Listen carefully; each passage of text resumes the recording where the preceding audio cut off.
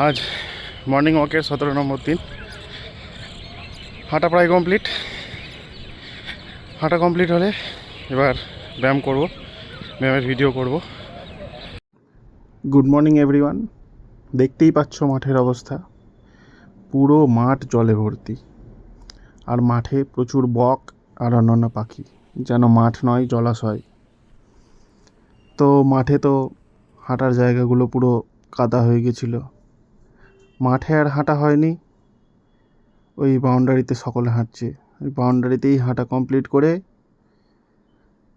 একটু জলা জায়গাটা পার করে মাঠে ঢুকে গেলাম ব্যায়াম করতে। মাঠের এই জায়গাগুলো মানে মাঝের জায়গাগুলো চারপাশের জায়গার থেকে একটু উঁচু, তাই এখানে বৃষ্টির জল তেমন জমে না। জলগুলো মাঠের চারপাশেই জমে, আর ড্রেনেজ ব্লক হয়ে থাকায় জলগুলো বেরোতে পারেনি। তবে এই জায়গাটাও কিছুটা পিচ্ছিল হয়েছিল, তাও ব্যায়াম করা যাচ্ছিল। আজকে মাঠ প্রায় লোকশূন্য। অধিকাংশ মানুষ বৃষ্টির জন্য মাঠে আসেনি।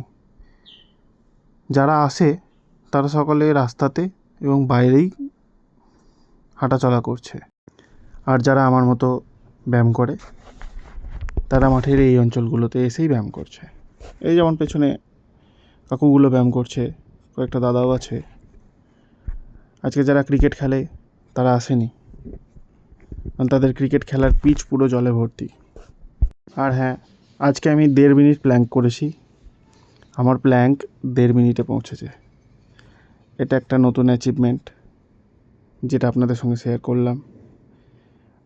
মানে এই বেশ কিছুদিনে কিছুটা হলেও ক্ষমতার উন্নতি হয়েছে।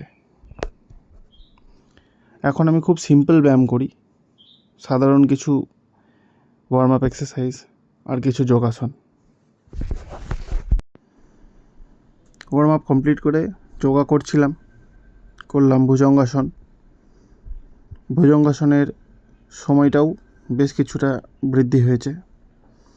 ভুজঙ্গাসন করার পর করলাম উষ্ট্রাসন।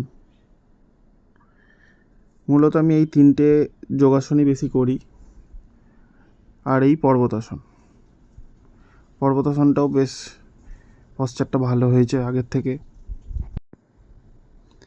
পর্বতাসন কমপ্লিট করে একটু পায়ের এক্সারসাইজ করলাম, মানে সাইড স্কোয়াট, মোট 10টা।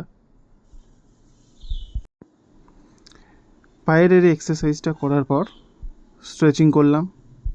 এটাও করেছি দুদিকে 5টা করে 10টা, বেশি করা যায় না। 10টা করার পরই ব্যথা শুরু করে। তারপর একটু বকাসন করলাম, বকাসন করে চলে গেলাম ডেড হ্যাং করতে। এখানে এই দাদা কাকুরা ব্যায়াম করে, ছোটো অনেকেও ব্যায়াম করে। আমিও আসি, ডেড হ্যাং করি, একটু ব্যায়াম করি, দিয়ে বাড়ি ফিরে যাই। আজকেও ডেড হ্যাং করার পর একটু কথাবার্তা বলে, গল্প করে, একটা ছবি তুলে ফিরে গেলাম বাড়ি। আজকের মতো এইটুকুই, আবার দেখা হবে আগামীকাল। ধন্যবাদ।